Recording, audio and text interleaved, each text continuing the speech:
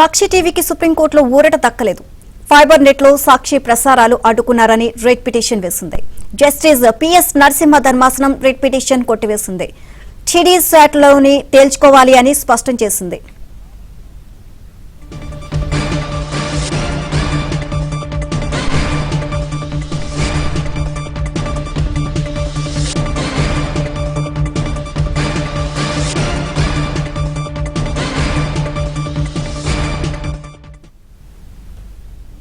సాక్షి టీవీకి సుప్రీంకోర్టులో ఊరట దక్కలేదు. ఫైబర్ నెట్ లో సాక్షి ప్రసారాలు అడ్డుకున్నారని రిట్ పిటిషన్ వేసింది. జస్టిస్ పిఎస్ నరసింహ ధర్మాసనం రిట్ పిటిషన్ కొట్టివేసింది. టీడీ శాట్లోనే తేల్చుకోవాలని స్పష్టం చేసింది.